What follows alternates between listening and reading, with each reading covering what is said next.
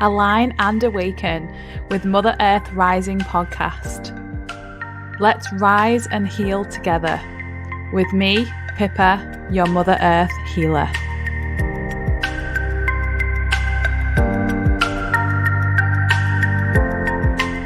Hi guys, welcome back. I'm really happy to introduce a beautiful soul onto the podcast today.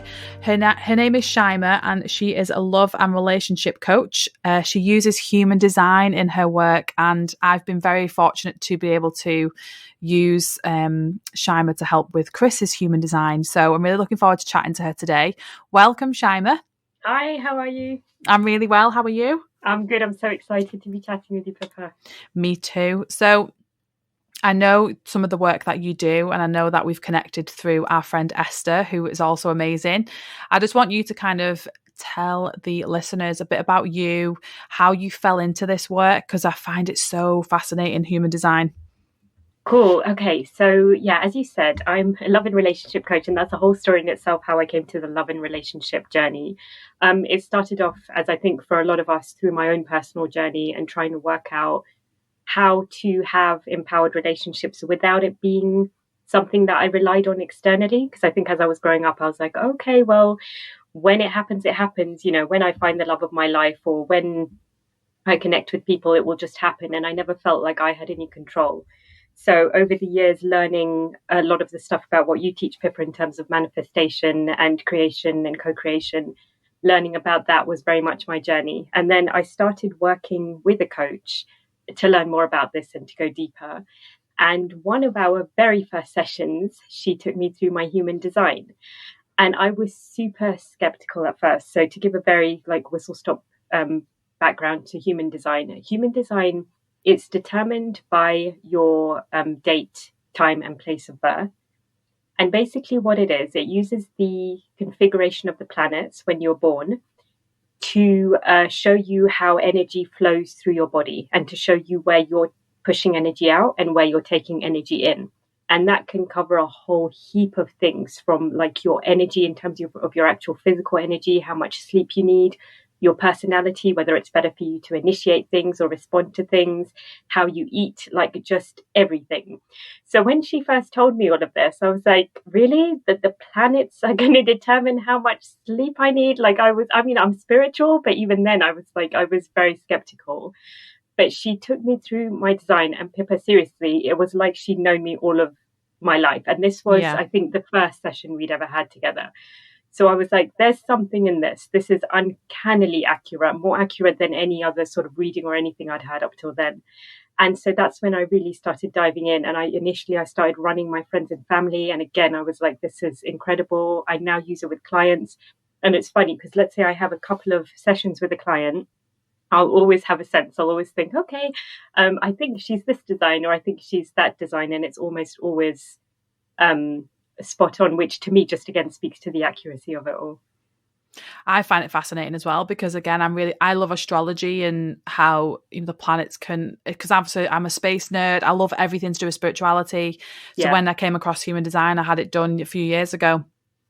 I was like, same as you. I was just, how is this even real? Like, people know how I'm acting, how I need to be, even how I talk to others, how I teach others, how I work with others, and just I was like, this is it's kind of like it's like a mirror of yourself, but someone's telling you, from this design, it's telling you how you can live your life. And it, for me as well, I think Chris felt this too when you read his. Shyma, it helps you to determine more things. So especially because I do a lot of ego work, it helps you to determine that difference is when you're working with your higher self. Because human design ultimately is telling you about your higher self, isn't it? Yeah, completely. And I think that's part of the beauty of it. It's not trying to fix anything. And this is whenever I read someone's chart, I always say this. This isn't sort of like something to develop. This is, if anything, you just living more in accordance with who you are on a soul level. And I think that's the beauty of it, because sometimes in society, we're told all of these things. So, for example, I think both yours and my strategy are the same in terms of it's better for us to respond to things when they come into our environment. It's not in our best interest to go out and initiate things. But society sometimes doesn't tell us that. They're like, go out, knock on people's doors, follow up the sale, do this, do that, pester people. And knowing that when you have your chart read and you can actually see, oh, okay, this is why I don't like knocking on people's doors. This is why I don't like pushing people, because it's not naturally who I am. So completely agree with you. It just gives you that peace to know that, oh, actually, I can live in accordance with who I am, and that's okay. Yeah, I just don't like the fact that I've got a sales pitch to people. I just don't like that at all.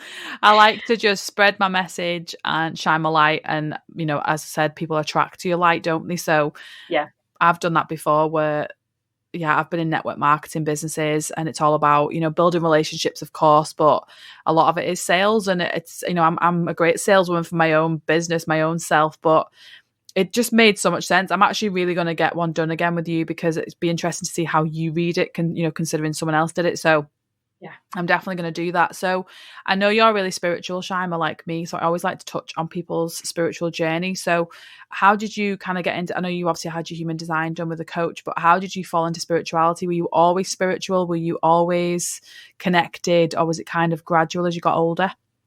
I think I was brought up with a knowledge about God, which I'm really, really grateful for, and a knowledge, I guess, in the wider sense about spirituality and sort of a connection to a higher source. And I think as I grew up, my sort of formative years, I had quite a natural connection to God and to source and to prayer and And then as I maybe hit my mid-20s, I started to question things. I got a real desire to control everything, not even in a healthy way. I was just like, oh, well, I need to see this in my reality. I need to see that in my reality. And I think that natural connection that I had went through a little bit of a wobble. So it's almost like since then till now, I've been like relearning what I naturally knew as a child, which maybe is quite natural for a lot of people, relearning that kind of natural connection that I had, and almost the peace, again, a lot of the stuff that you teach, a lot of the peace that comes with connecting to a higher source, with connecting to releasing the ego, with actually just letting go and realizing that actually I don't have to control everything. It's mad, isn't it? The spiritual journey. I just find it's so rewarding, and it's so challenging at the same time. I don't know what your views are on your challenges. Have you been through the dark night of the soul, as they call it? Have you been through that yet? Have you been through kind of that part of your life where you've had to go in the darkness to get through the light? I'm laughing because I'm thinking, I hope so. I hope there's not a huge amount more darkness to come.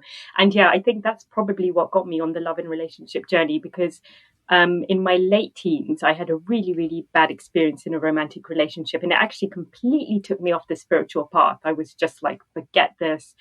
It was this whole rebellious thing that I went through, and luckily I managed to get myself back on the spiritual path. And then in more recent years as well, it was again another romantic relationship which triggered the same thing in me, and it was a whole breakdown, a whole really questioning who I was, really questioning why I'd made the decisions that I'd made. And again, luckily, I think it's all designed in that way, but luckily I came back to where I'm supposed to be. So yeah, definitely, I would say, been through the dark night of the soul. How about you? Yeah, mine. I think I have this perception that we go through one that is kind of really bad, but I think we sometimes go through little moments where we have to like have the down days. Like last week, I had a really sad down day, and I had to embrace it. I feel like as humans, we don't give ourselves chance to just take that day, take that week, to allow ourselves to feel how we feel, because it's very important for humans to embrace that 3D self. Yeah. Because we wouldn't have come back here if it wasn't for that reason. I believe that, we are spiritual beings having that human experience, but a lot of us, I fell into this trap that I just want to be enlightened, and I just forget that I'm here to have this human experience, and I'm here to live out my human design, as you would say. So I think we kind of get in that trap, but as my partner Chris and I speak about all the time, is that I've got my whole life to become enlightened. And I think because I'm only 30, I just think I just need to embrace all them emotions. And, right now I do feel sad that I'm not with my partner and he's all the way over in New Zealand. But again, it's teaching me so much about myself. It's teaching us both a lot about ourselves. It's teaching me to step up in a relationship too. Me and Chris have got a podcast coming out this week, and he helps me to be a better person. So it's funny you asked me that, because I think I need to voice out what I feel, because I feel like he's helping me step up in a relationship. He's helping me to be a better partner, a better lover, a better woman, a better coach, a better friend. And like I was saying to you, you know, I feel blessed because my other partners wouldn't have done that. And I know you said you had some triggers in a past relationship, as have I. So they're coming up a lot with me, with Chris, because I find it hard to trust sometimes. I find it hard to depend on a partner. I don't know if you feel that way too, Shyma. It's like we have this, because we're light workers, we're givers, you know, we tend to find we trust people a lot easier. We have compassion for people. We give people the best, you know, we give them like the best option, and we want to like kind of see the good in them. And that's what I just had to say that today. It was like kind of, that's been one of my lessons with Chris, is that he is everything I ever dreamt of. And that's why I want to share that with the world, is that, you know, even though you get what you dream, it can still be hard. It can have its challenges. So what have been some of your major triggers, you know, in relationships, without relationships, and how have you overcome them, Shyma? I think knowing what I want and sticking to that. It's so interesting. This is going to be a really silly anecdote, but the other day I was complaining to a major communications provider. I won't say who exactly it is, but we've had a lot of trouble with them over the months. And I called up the complaints line the other day just to say, you know, you need to resolve this. And the lady actually said to me, she said, what would it take for you to be happy? What can we do for you that would make you happy? And I was so taken aback, first of all, because I hadn't considered that question in this context. But I started zooming out and thought, I don't actually ask myself that much in the grand scheme of things either. So I think knowing the sort of non-negotiables that I want in a relationship, and realizing when it's time to walk away when those aren't being met, was definitely a lesson for me, particularly in my last major relationship. I feel like I wanted it so badly to work, and I'd put it up on this almost a pedestal, like this is going to be my husband and we're going to have this amazing fairy tale romance, that as the red flags started coming up over the years, I was like, okay, that's fine. I'll just negotiate here. Okay, that's fine. I don't really need that, do I? Until, you know, there was almost nothing of myself left because everything had just been compromised. So I think knowing that, I know exactly what you mean, that it's not always, there will be things in relationship that you give, things that you take. But I think this is what, when I work with women who, for example, are going through toxic relationships or relationships where they feel they've lost themselves, this is what it comes back to, that you do deserve, like you say, you do deserve the dream relationship. And through that will feel like actually you're becoming a better, more empowered version of you. It should never feel the other way around. Yeah, that's kind of what I've been dealing with, especially like, because how I'm feeling today. Yeah. As you know, Chris and I have had a bit of a tiff last night, which is about, you know, it is more about, I truly believe it is about the separation, because we're twin flames.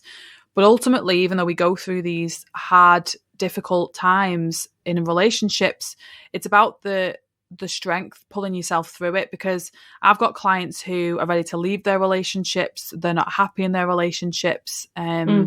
A lot of it is very one-sided, you know, and again, it's a partnership, isn't it? It's got to be about you there to teach each other. And Chris and I are going to touch on this on an episode we're doing. It's about the differences between twin flames, soulmates, karmic relationships. And I've had every single one of them. Yeah. And, you know, twin flame is the most intense. But I think as well, it's we have to have that awareness. The key word in life, I believe, is awareness, because when we have awareness about what this relationship is teaching me, because I don't regret any of my past relationships, because I know they've taught me how to not be the things I do want in a relationship, the things I don't want in a relationship. And it's a beautiful journey when we see it that way. And I feel, like you said, you do a lot of relationship coaching, Shyma, so you'll understand this, is that our relationships are about, you know, it is about partnership, but it is about what they're teaching us and what they're triggering in us, because especially in a twin flame relationship, that's the basis of that. You know, we trigger each other, we mirror each other. And I believe everyone around you is your mirror too, you know, to help you be that best version of you. Yeah, completely. So what has been one of your greatest lessons and challenges on your journey? Ooh,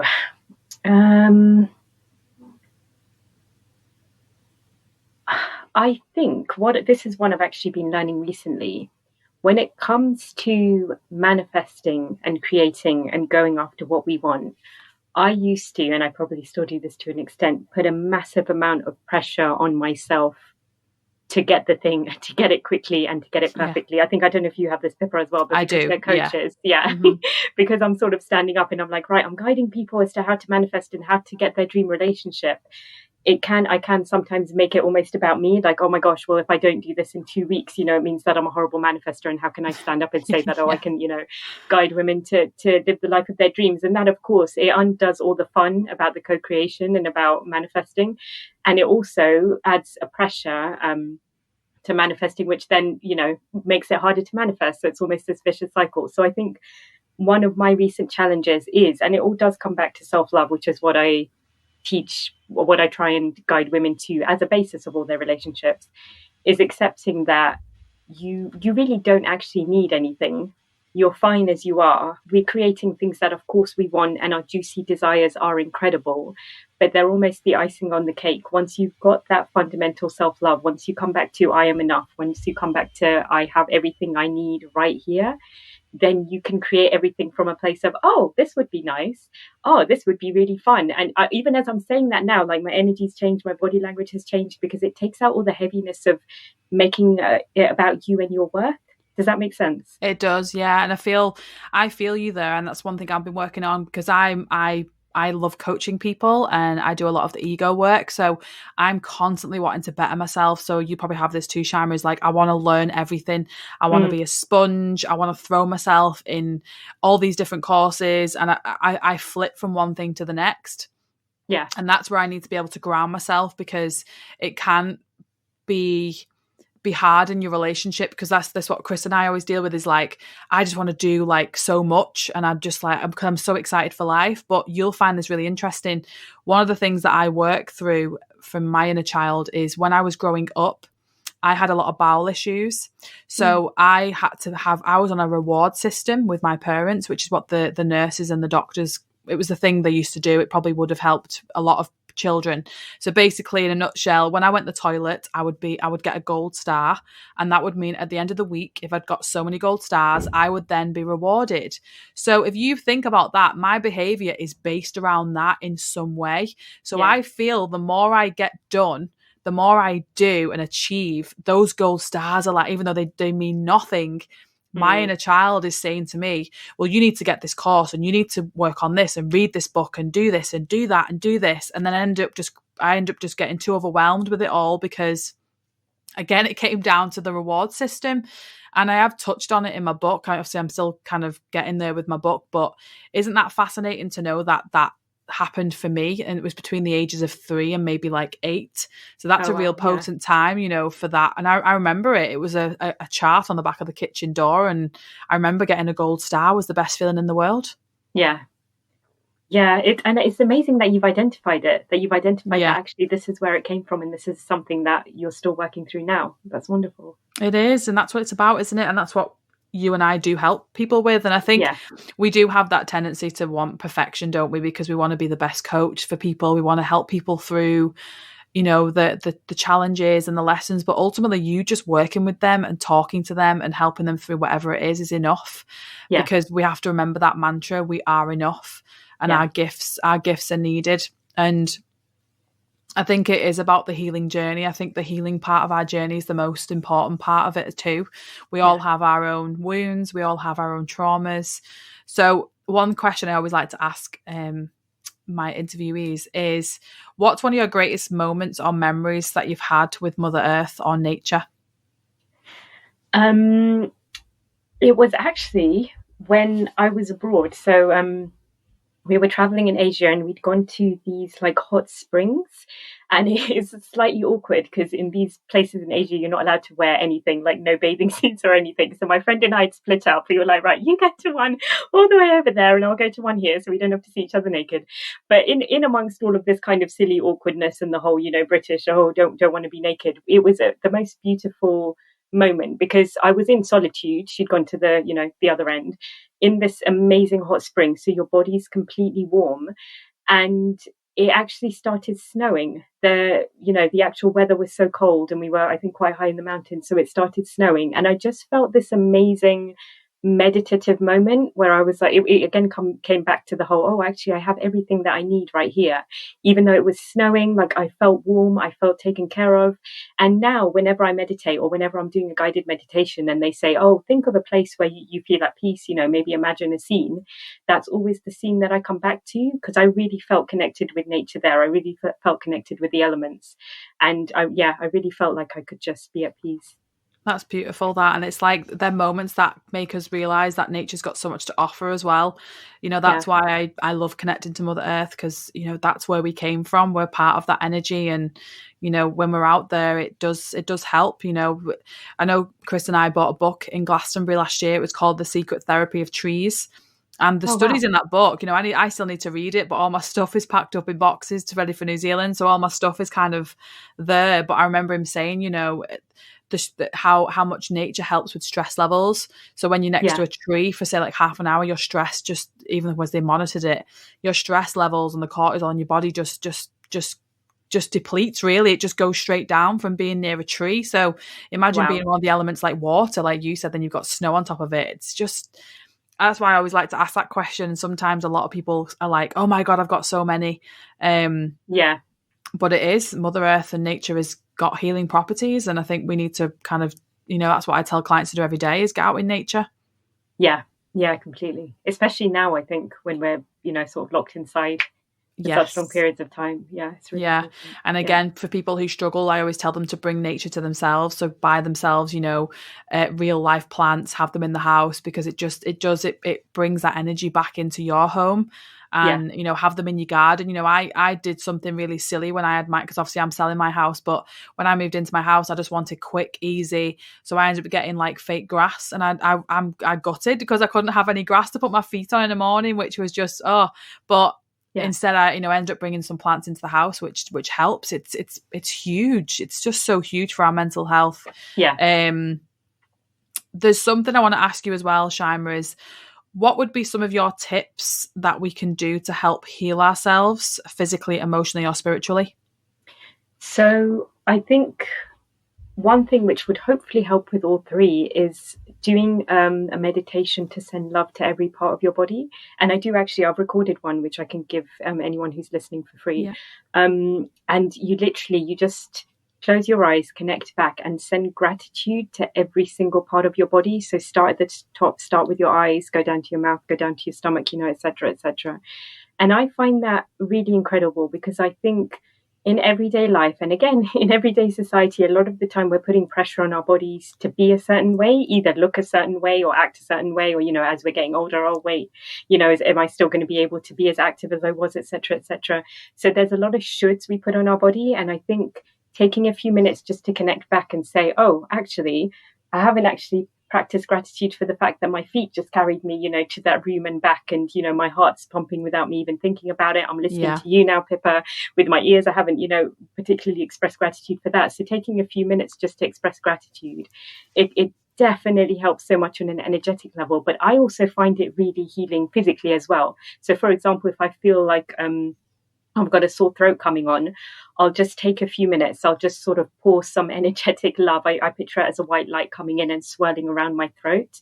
And again, just practice gratitude for my throat and everything it does. And it always, always helps. And I always kind of manage to stave off the cold. I love that. Gratitude is, it's got to be the non-negotiable that you do daily, because it changes your life. A lot of us get in that trap of, I don't have enough of this, I don't have this, and I'll be happy when I have this, and it doesn't serve our energy. Think about anyone listening now, like what Shyma just said. Your eyes, you're listening to us speak. You can talk to others, and you can grip things, you can walk, you can cook yourself food, you have a bed to sleep in. There's so much to be grateful for in life. And even, practicing gratitude, I think it was like this, you probably read the study, Shyma, I think it's after like 21 days, you'll just see your whole life transform. Yeah. Because it does, when you do that gratitude. A book recommendation that's just popped into my head is Rhonda Byrne, The Magic. Oh yeah.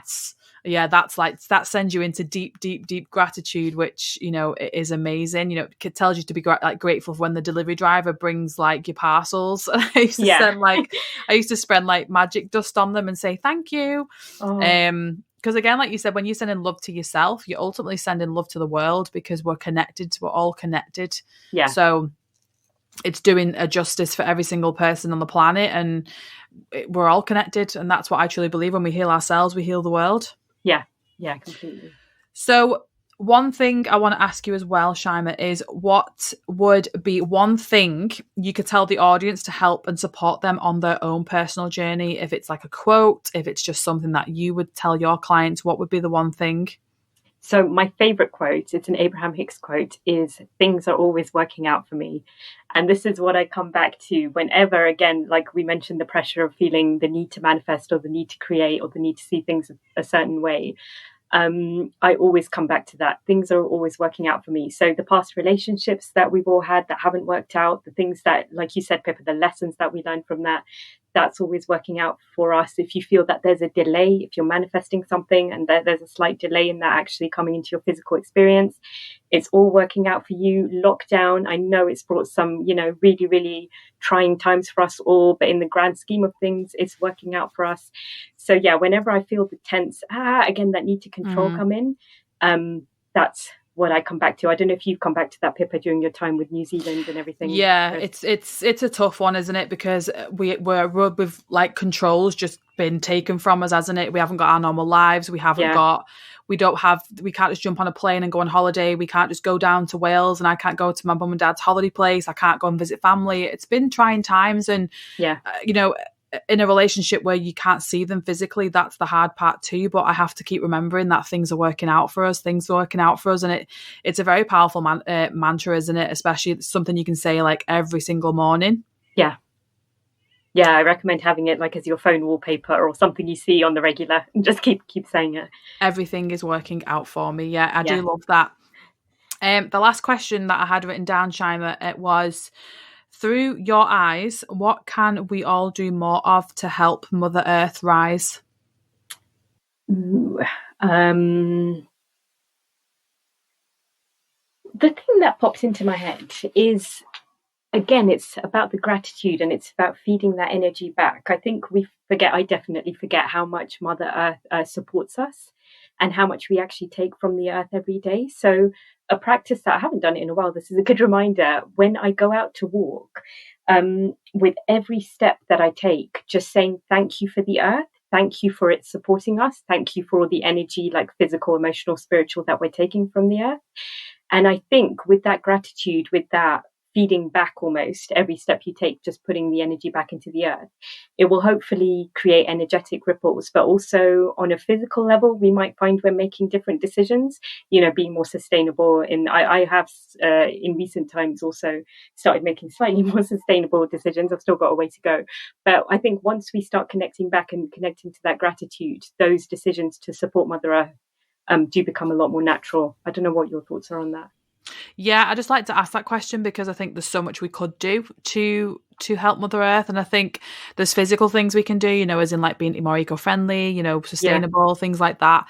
And that's a lot of stuff that Chris talks about on his podcast, because he does a lot about conservation. But I think as well, it comes down to gratitude and how you're treating yourself. Ultimately, you are part of Mother Earth, and even the animals, we're all connected, and we all have to look after ourselves.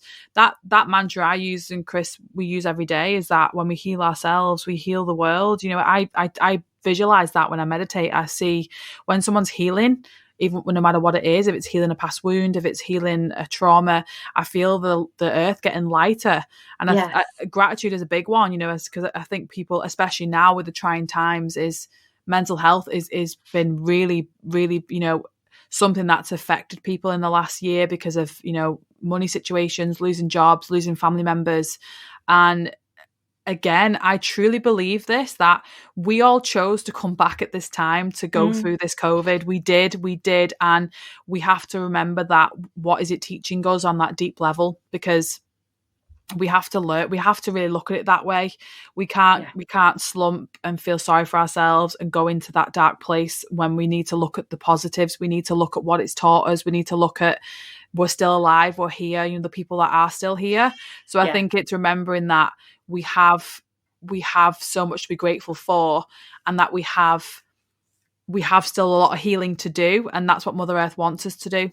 Yes, Yeah, and isn't that amazing when you look at it that way? It's like a co-creating relationship. It's us as part of Mother Earth. Mother Earth is supporting us. We're supporting Mother Earth, and we're all in this together. Yeah, and that's how, and it's the compassion for other human beings too. I feel like that's something that I really want to help people on, is having compassion for those, even those who've hurt you, who've wronged you, because they're all teaching us something, and they wouldn't be there otherwise. And having the open mind, opening your mind to all the possibilities.